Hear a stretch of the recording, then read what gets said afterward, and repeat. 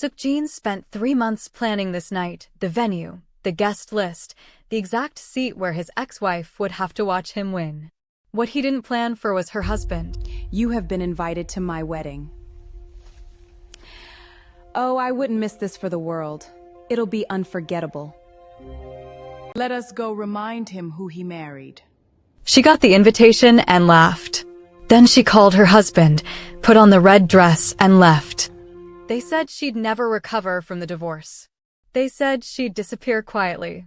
But when the security detail swept the entire east wing of the Latte Grand Gala and every camera in the room turned toward the entrance, quiet was the last word anyone used. Adaeze Obichai had built her architecture firm in Mapogu from nothing, no family name behind her, no inheritance. No Korean husband smoothing the way when she first arrived in Seoul at 24 from Lagos with 2 suitcases and a portfolio that was better than half the firms she interviewed with. She had built it room by room, contract by contract, the way she built everything in her life, from the inside out, with her own hands, without asking anyone's permission. So when the cream-colored envelope arrived on a Tuesday afternoon, gold foil seal, hand-delivered, the Kwon Group crest embossed in the corner like a brand burned into expensive paper. Her assistant Park Sorum brought it in with 2 fingers and the expression of someone carrying something that had already decided to cause problems. Adaeze was at her drafting table, deep in the structural revisions on a mixed-use complex in Yongsan, and she didn't look up immediately. She had learned, in the years since her divorce, that urgency was a thing people performed at you when they wanted to transfer their anxiety into your body, and she had made a deliberate practice of not accepting that transfer. So she finished the line she was drawing before she set her pencil down and said, without looking up, "Open it." Sorum slit the envelope, read the card once, then read it again with the expression of someone who wanted to confirm what they were seeing before they said it out loud. "It's an invitation to the Kwon Industries annual gala," she said finally. "This Saturday. Latte Grand Ballroom, 63rd floor." She paused. "It's from him. Addressed to you personally. Not the firm." Adaeze looked up then. She took the card, ran her thumb across the gold embossed text, and found Kwon Seok-jin's name printed at the bottom as host beneath the phrase "An evening of legacy and vision." She almost laughed. Legacy, from a man who had handed her divorce papers in a hotel lobby and told her, in front of his mother, in the measured tone he used when he had rehearsed something, that she would never truly belong in his world. 3 years. She had built 3 more years of her life since that lobby, 3 years of work and healing and becoming, and here was his name again on cream paper like a hand reaching across time to check whether she had forgotten how to flinch. She set the card down on her desk. She looked at it for a moment the way you look at something that used to be large and has become, with distance, surprisingly small. Then she picked up her phone and called her husband. Kim Jae-oh picked up on the second ring. She could hear Seoul traffic behind him, the low hum of his driver navigating the Han River Bridge route, the particular ambient quality of a man in a moving car in a city that never fully quiets. She told him about the envelope, the card, the name at the bottom. She told him exactly what it was, not speculation, not bitterness, just the clear-eyed read she'd had from the moment Sorum set it on her desk. Seok-jin wanted her in that room so his new world could measure itself against what he'd left behind. He wanted her to sit somewhere in the periphery of his evening, visible enough to serve as evidence, contained enough to cause no disruption. He had sent the invitation because some part of him believed she would come and be grateful for the inclusion. Jae-oh listened to all of it without interrupting, the way he always listened, completely, without preparing his response while she was still talking. When she finished, he was quiet for a moment, and she knew that quiet. After 2 years of marriage, she had learned the different textures of his silences the way you learn the sounds a building makes at different hours. This one was the silence of a man who had already arrived at a conclusion and was simply deciding how to carry it. "What time does it start?" he said. She blinked. 7. "We're the red one," he said, and she heard in his voice not performance, not strategy, not a man preparing to make a point at someone else's expense, just her husband, decided and unhurried, the way he was decided about everything that mattered to him. She was still holding the invitation. She looked at it one more time. Then she set it down, picked up her pencil, and went back to her blueprints. If you're new here and you love Afro-Korean stories that will shake you to your core, subscribe right now. Choose a side before this night is over, because nothing about Saturday goes the way anyone planned. The ceremony began at 4:11. Seo Hyun-ji was stunning. That was not in question. She came down the aisle in ivory silk, and her father was crying before they reached the halfway point, and the string quartet was perfect, and the flowers were exactly as planned, and everyone who was supposed to look at her did look at her. But there was a second current running through the room. Everyone could feel it. The kind of atmospheric charge that happens when something is actively not being said out loud by a room full of people who are all thinking the same thing. The Prime Minister of South Korea was in the front row. He was watching the ceremony with the composed attention of a man who attended significant events regularly. He was sitting next to the groom's ex-wife. He had arrived with her. At two separate points during the processional, the wedding photographer physically turned his camera toward the front row before catching himself and swinging back to the altar. Both shots were going to make it onto the internet regardless. The photographer knew it. Everyone knew it. Taeyong reached the altar. Hyun-ji arrived. They faced each other. The officiant began. Taeyong kept his eyes on Hyun-ji. He was determined. He had planned this. He had wanted Zara to watch him choose someone else, and she was watching, and he was going to finish this, and it would mean what he decided it would mean, and nothing that had happened in the last 22 minutes changed that. The officiant reached the vows. Park Taeyong, the officiant said, "Do you take Seo Hyun-ji?" A phone went off in the second row. Not a ring, a notification sound, then another, then three more in quick succession from different parts of the room, the specific accelerating rhythm of something going viral in real time. Someone whispered. Someone else grabbed their phone. The murmur started again. The officiant paused. Taeyong's jaw worked. "Continue," he said quietly. "Sir." "Continue the ceremony." Ha-jun, in the front row, had his phone face down on his knee, but his expression said whatever was on it was not good. The officiant, to his credit, continued. "Do you take Seo Hyun-ji to be your lawfully wedded wife?" Hyun-ji's maid of honor made a small sharp sound. Hyun-ji herself looked down at her bouquet, then back up, and for a fraction of a second her eyes went to the front row, to Zara, to the Prime Minister, to whatever the phones in this room were currently showing. And something in her expression asked a question that had not been in the vows. To love and to honor, in sickness and in health. The second row guest who'd started it leaned to her neighbor and whispered something that ended with Park Seok-jin group, and the whisper carried. Taeyong heard it. He looked at Hyun-ji. She was looking at him. Her eyes were asking the question her mouth wasn't. He had the ring in his hand. He had been holding it for the last 90 seconds. He looked down at it. He looked at his bride. He looked. Just for a second. 1 second. Involuntary. He looked at Zara. Zara was looking directly back at him. Not with triumph. Not with hurt. Not with anything he'd expected or prepared for. She was looking at him with the calm, level expression of a woman who had already made every decision she needed to make and had nothing left to prove to this room. Prime Minister Kang Joon-ho, beside her, was also looking at Taeyong. His expression was different. His expression was the specific kind of composed that powerful men wear when they're letting you know they know something you don't. Taeyong looked back at Hyun-ji. He said, very quietly, "I do." The officiant moved forward. The room exhaled. But nothing was over.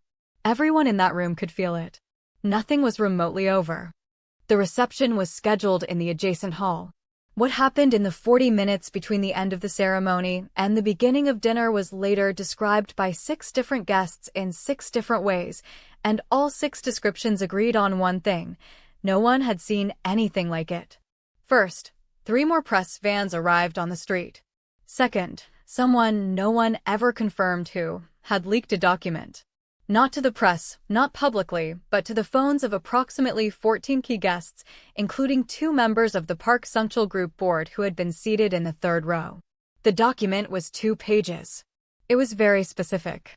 It contained financial information about a series of Park Seok-jin Group logistics contracts with a defense-adjacent import company that had been structured, very carefully, to avoid a particular category of regulatory oversight. Oversight that fell under the jurisdiction of an office that reported directly to the Prime Minister.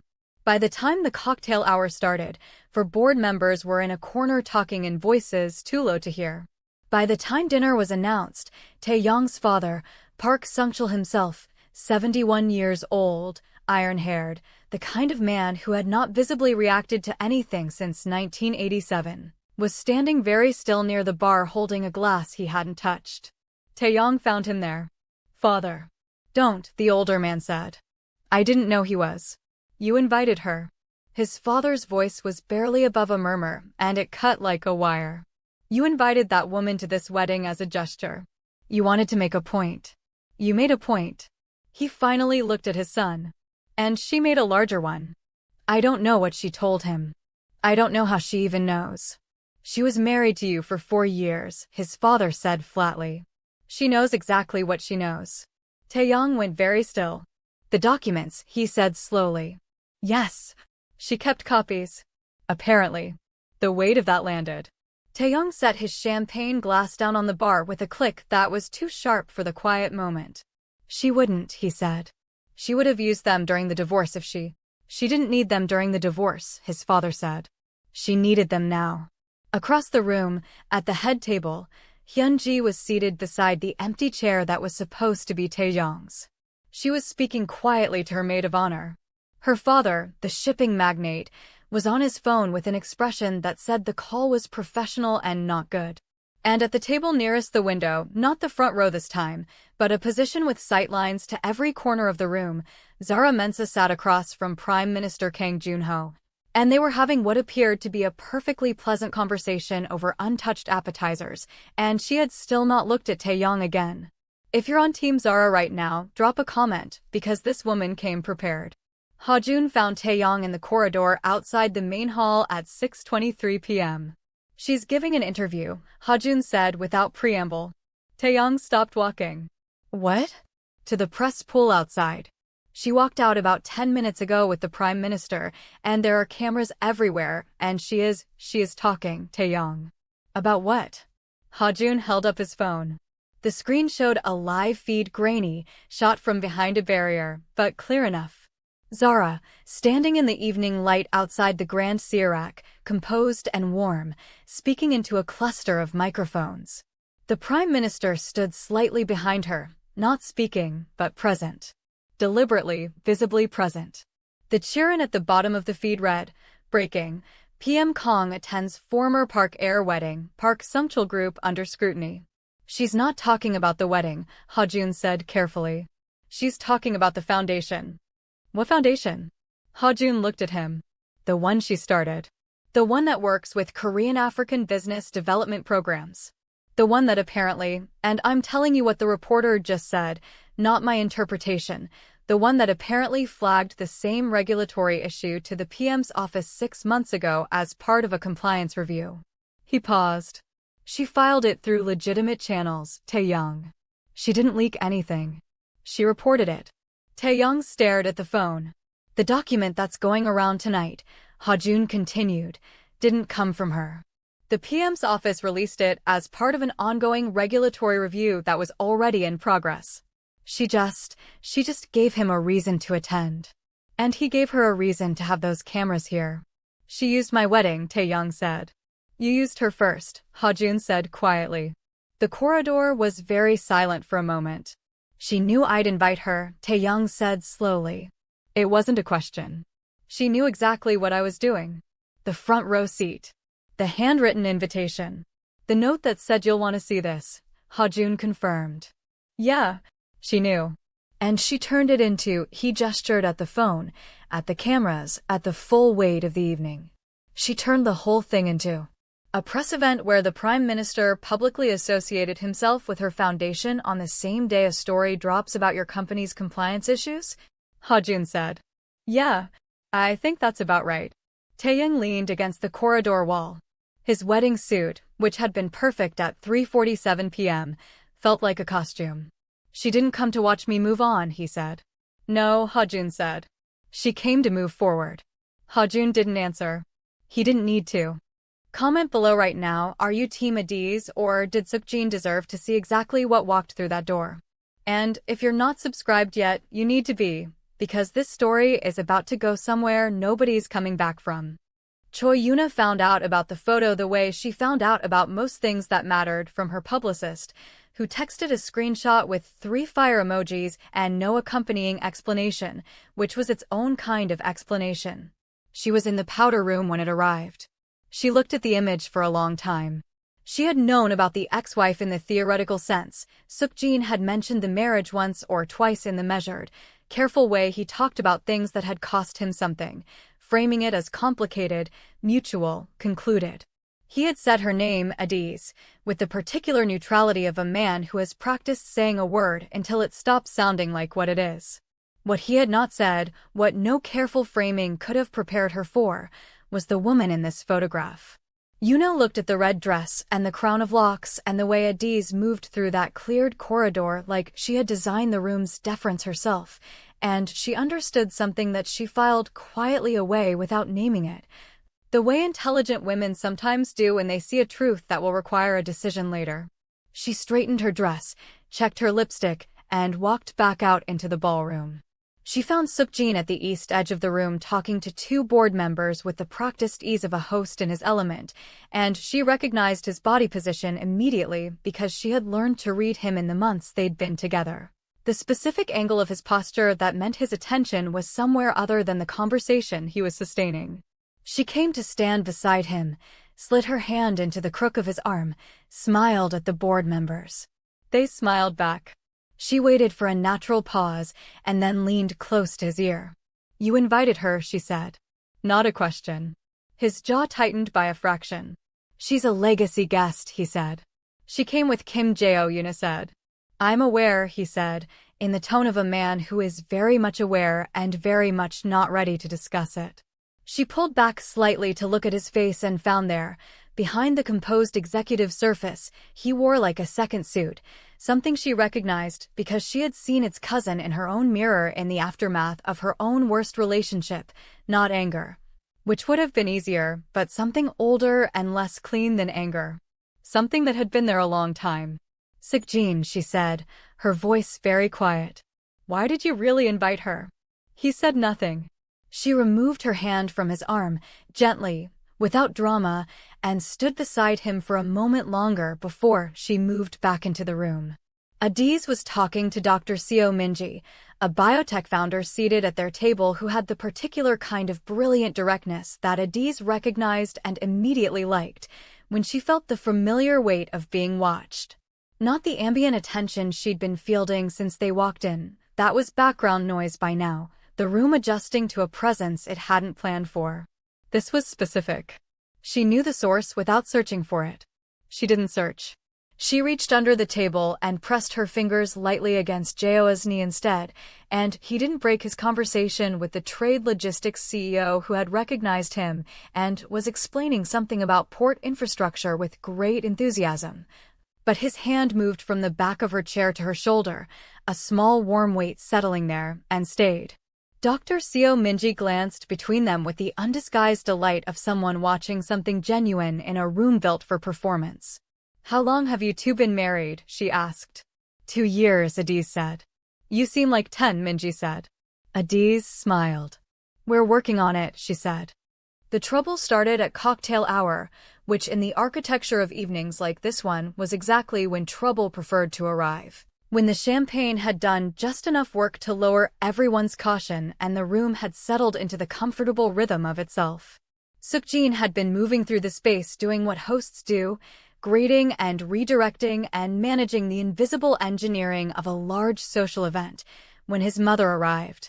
Madame Kwon Bok-soon was 72, small, dressed with the precise elegance of a woman who understood clothes as communication, and she was the most politically sophisticated person in any room she entered. She had also been, in the final year of Seok-jin and Adaeze's marriage, the architecture of its ending, not cruelly, not with open hostility, but with the steady, patient accumulation of small exclusions that were each, individually, deniable, and collectively, devastating. Family dinners where Adaeze's place was set at the peripheral end of the table. Conversations conducted entirely in dialect she was still learning. The gentle, relentless stream of observations about shared background and cultural alignment, and the particular weight a family name carries when it has been carried long enough. Adaeze had borne all of it for 2 years with a patience she now understood had been a form of self-erasure, the thing you do when you love someone enough to make yourself smaller so the love has more room to survive. She had been 29. She had believed the shape of what she and Seok-jin had was strong enough to outlast the architecture pressing against it. She had been wrong about that, and the understanding of how wrong she had been was one of the things she had spent the year she didn't talk about learning to carry without it breaking her. Madame Kwon entered the ballroom, located her son in 3 seconds, and located Adaeze in the same sweep with the involuntary precision of a woman for whom certain people have become permanent coordinates. She was quiet for a moment. Then she said, to her aide Lee Chan, who maintained the expression of a diplomat in a contested territory, "He brought her here." Chan said, "She was invited, madam," one of the legacy guests, and Madame Kwon began walking. Seok-jin saw his mother's trajectory from across the room and moved toward it immediately, but she was already there before he could redirect her. Adaeze saw her coming. She set her champagne glass down on the table with the deliberate calm of a woman who had prepared for this. Not rehearsed, not performing, just prepared. The way you are when you have lived through the thing you are about to face and come out the other side with yourself intact. Madame Kwon stopped at the edge of the table. The air around table 14 became the quietest air in the room. "Adaeze," she said, her pronunciation exact and stripped of warmth. "Madame Kwon," Adaeze said, and her voice was warm and pleasant and absolute, the voice of a woman who had decided that whatever this interaction was, she was not obligated to flinch through it. "You look well." The older woman's eyes moved to Jae-oh, who had turned at the shift in his wife's posture with the quiet attention of a man who has learned to read the person he loves like a second language. "This is my husband," Adaeze said. "Kim Jae-oh." Jae-oh stood, not quickly, not with performance, just the natural unhurried motion of a man acknowledging someone, and he was significantly taller than Madame Kwon. And he looked at her with an expression that was perfectly respectful and entirely without deference. "Madame Kwon," he said. "I've heard about you." The weight of that sentence landed in the room like something dropped from a height. Madame Kwon blinked. "My son invited you tonight," she said to Adaeze, her voice lower. It was a gesture of good faith. "It was received as one," Adaeze said. "There's no need to make this into something it isn't." Adaeze tilted her head slightly, and when she spoke her voice was the most pleasant thing in the room. "I'm not making anything into anything, Madame Kwon. I came to a gala. I brought my husband. We're eating excellent food." She lifted her champagne glass with a small, clean smile. "Is there something I can help you with tonight?" It was not a dismissal. It was something more precise than a dismissal. It was a woman deciding the exact size of this interaction, and then reducing it to that size, and holding it there with complete composure. Madame Kwon stood for one very long second. Then she said, "Enjoy your evening," and walked away. Jae-oh sat back down. Dr. Seo Min-ji had gone completely still across the table with the fixed expression of someone determined not to react and losing the battle. Jae-oh reached for his wine glass. "She's exactly who you described," he said. "I know," Adaeze said. "You held it beautifully," he said. She looked at him, and behind her eyes was not hurt. Hurt was old news. Hurt was 3 years ago, but the thing that lives on the other side of hurt after enough time and enough love and enough deliberate reconstruction of a self that had been too long made small. "I know," she said, softer this time. Seok-jin reached the place where his mother had been standing about 40 seconds after she had walked away. He had watched the whole exchange from the east wall and could not hear what had been said, but could read every word of it in the aftermath, his mother's rigid departure trajectory, the particular quality of Adaeze's stillness as she settled back into her chair, Jae-oh's hand moving to the small of her back with the automatic, unself-conscious ease of a man for whom that gesture required no thought. He stood very still. His event director appeared at his elbow. "The remarks are in 12 minutes, Byung-tae said. "Water?" Seok-jin said, "Give me a moment." He stood and watched. He watched her laugh at something Jae-oh said, the real version, the full version, the throw-your-head-back version he had spent years in their marriage seeing her keep carefully managed in rooms like this one, and had only ever seen fully in private, in their apartment kitchen. Watching a terrible movie they both pretended to hate. He watched that laugh happen in his ballroom, produced by her husband, and the recognition of it moved through him like a frequency he didn't have the equipment to block. He recognized it as grief. Underneath the grief, uglier and more honest, was something without a clean name, not jealousy exactly, but the specific devastation of understanding that you held something irreplaceable and let it go because you were afraid of the cost of keeping it, and then learned that the cost of losing it was categorically, permanently higher. He had invited her here to demonstrate his recovery. He understood, standing at the east wall of his own ballroom, that he had instead given himself the clearest possible evidence that he had not recovered from anything at all. The twist came from a direction no one was watching, which is the only direction a real twist ever comes from. Seok-jin's remarks were at 9 o'clock. He had delivered the first half smoothly, the hosting performance, the IPO preview language, the polished corporate narrative he could run in his sleep. He was 2/3 through when his CFO Oh Sung-won slipped through the side door with the expression Seok-jin had learned over 11 years to identify as structural. He wrapped the remarks 2 minutes early and met Sung-won behind the stage curtain. The Incheon Port Authority deal, Sung-won said immediately. The Corridor 3 transit linkage. The infrastructure approval we were counting on has been reassigned. Regulatory review requires an independent consultant sign-off before the Kwon Group's stake can proceed. Seok-jin said, "Who's the consultant?" Sung-won looked at him with the face of a man who deeply wished he were delivering different information. Kim Jae-oh's firm, he said. Seok-jin stood behind the stage curtain for a full 30 seconds without speaking.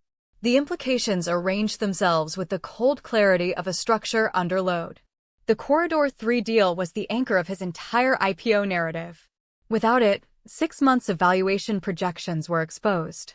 The gala he had designed to announce momentum and legacy would read, retroactively, as the last great performance before the foundation shifted. And the man holding the consultant sign-off was currently at table 14 eating the main course with Seok-jin's ex-wife. "When did this happen?" he said. "The regulatory decision came through at 6:40 tonight," Sung-won said. The committee would have notified his firm directly. He likely knew before he walked in tonight. Seok-jin turned that over slowly. The navy suit. The cleared corridor. The particular quality of settled composure Jae-oh had carried into the room all evening. Not aggressive, not antagonistic, not performing anything. Just present. The way a man is present when he knows something about the shape of the evening that no one else has arrived at yet. And Adaeze, the red dress, the decision to come, the way she had moved through the entire night with the full, unhurried weight of herself, not retaliating, not performing triumph, simply existing so completely that there was nothing small enough in her to aim at. He thought about what it took to do that. To receive an invitation from someone who had hurt you and show up anyway, not because you owed them the appearance of civility, but because you were so fully recovered that their space could no longer contain anything that threatened you. He said, "I need to speak with him." Sung-won said, "Tonight? Here?" Seok-jin said, "Tonight. Here." If you've been watching the story unfold and you haven't liked this video yet, do it now. Because the next 2 minutes of this story just changed everything, and you need to be subscribed before the ending hits you the way it's going to hit you. Jae-oh registered Seok-jin's approach from his peripheral vision while Dr. Seo Min-ji was explaining her Series B timeline. He noted it without reacting, without alerting his posture or broadcasting the observation. Adaeze was 2 chairs down in conversation with another guest, her back half turned, one hand moving through the air to illustrate an architectural point. She hadn't seen him yet. Jae-oh set his fork down. Seok-jin stopped at the edge of the table, and the quality of the silence that opened between the two men was the kind that everyone at table 14 felt without being able to explain why they had stopped their own conversations. "Kim Jae-oh," Seok-jin said. "Kwon Seok-jin," Jae-oh said, his voice even, neither warm nor cold. "I wonder if we could speak privately," Seok-jin said. "About the Corridor 3 sign-off," Jae-oh said. "A beat. You knew," Seok-jin said. "The committee called my firm at 6:15, Jae-oh said. I told my wife at 6:30. She said we were still coming. He leaned back in his chair with the complete ease of a man in a room that cannot pressure him. The table had gone still. Dr. Seo Minji had found something very interesting on her phone. Adaeze had turned. She was looking at both of them now with the expression of a woman watching something she had anticipated without knowing exactly when it would arrive. I'm not here about business, Jae-oh said. Tonight I'm here because my wife wanted to attend a gala and I'm her husband. Monday morning, your lawyers can call my office and they'll receive the same process as any other client. Seok-jin was quiet. The same process, he said. The same process, Jae-oh said. Your firm is going to be objective, Seok-jin said. My firm, Jae-oh said, is always objective. That's why the committee chose us. He picked up his fork again. Enjoy the rest of your evening, Kwon SSI. It was a dismissal without hostility, without satisfaction, without any of the small cruelties the moment could easily have accommodated. It was the kind of ending that left nothing to push against. Seok-jin stood there one more moment, and then he looked at Adaeze, and she looked back at him, not with anger. She was past anger, not with triumph. She wasn't here for that, with something that was harder to receive than either of those things. Something that looked, if you knew her face at all, like peace. He nodded once. Adaeze, he said. It's good to see you. You too, Seok-jin, she said. Quiet. True. Done. He walked back toward the stage. Madame Kwon had watched the entire exchange from the far side of the room with her aide beside her in silence. The Corridor 3 deal, she said finally. His firm holds the consultation rights. Since when, she said. Regulatory reassignment, Cheon said. Tonight. The older woman was quiet for a long time. When she spoke again her voice had shifted, not softer exactly, but more honest. The voice that lives underneath the social architecture a woman builds when she has spent decades being the most powerful person in her family's rooms. He didn't come here to fight, she said. No, madam. She didn't either.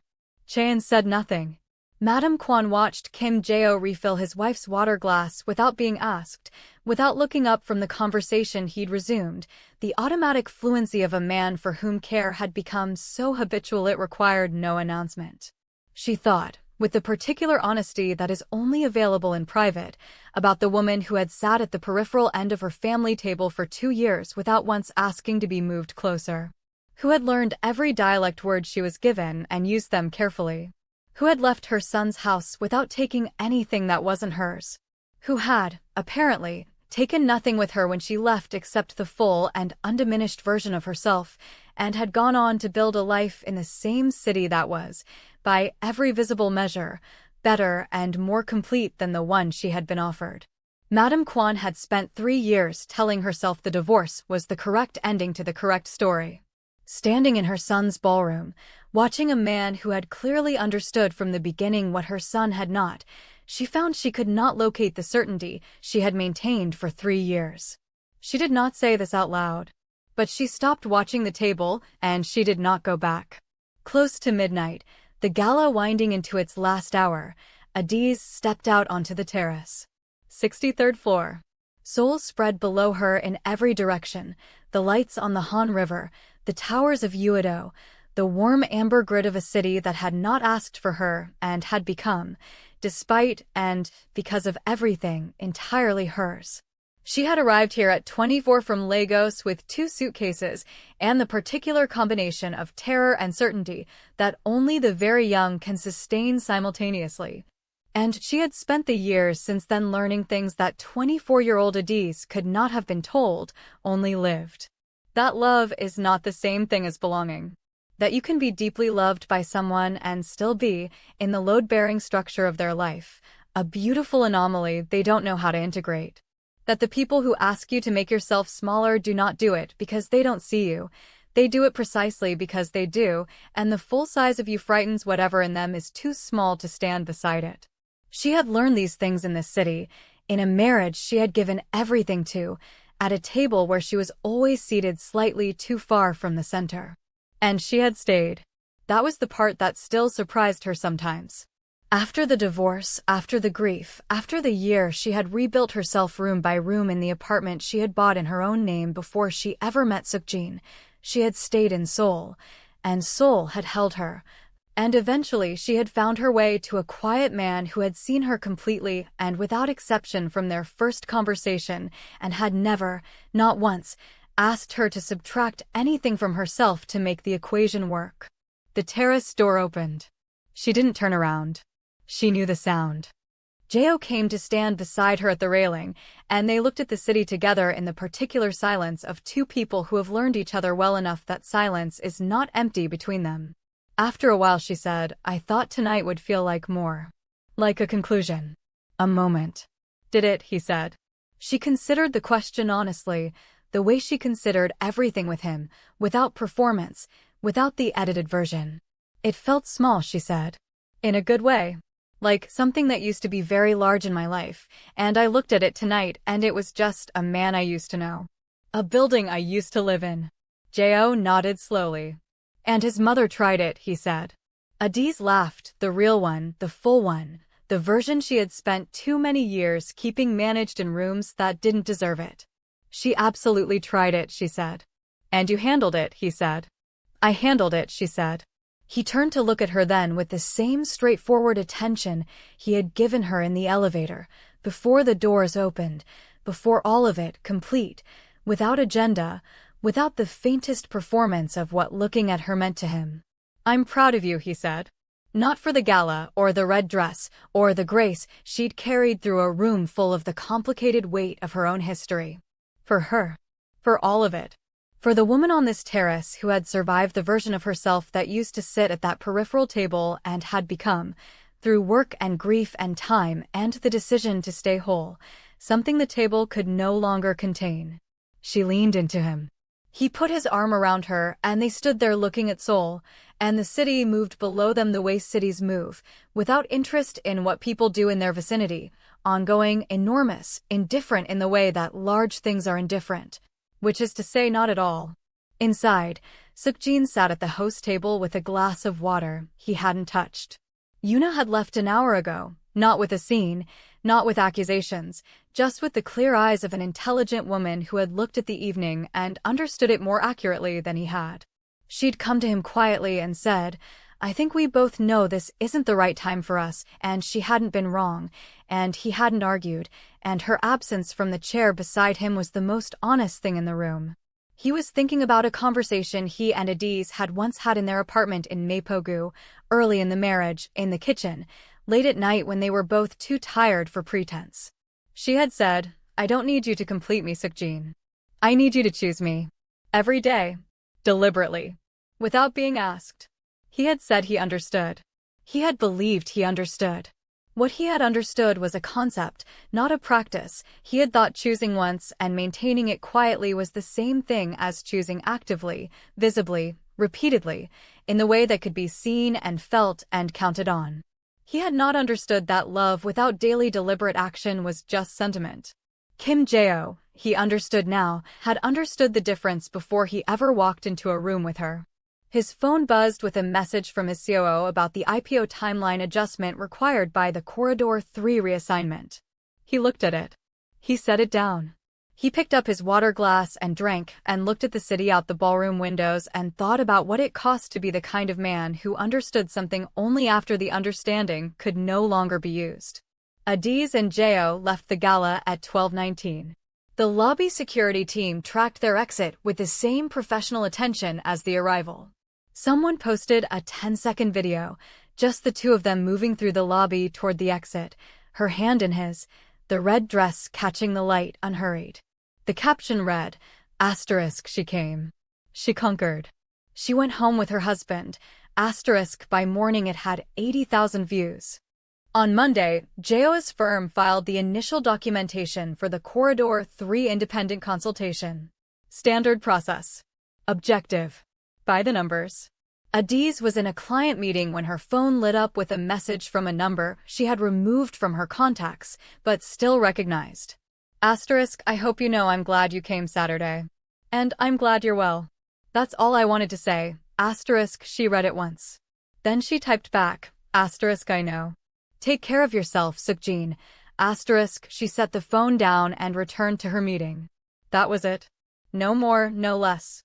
The exact shape of what it was and nothing it wasn't. If this story hit you somewhere real, if you've ever walked back into a room that once made you feel small and realized you had outgrown it completely, drop it in the comments. We tell stories here that don't flinch. Stories about love that survives, women who rebuild, and the kind of quiet power that never needed an audience to be real. Subscribe. Like this video. Tell us, whose side are you on, and did Seok-jin deserve to see exactly what walked through that door? We'll see you in the next one.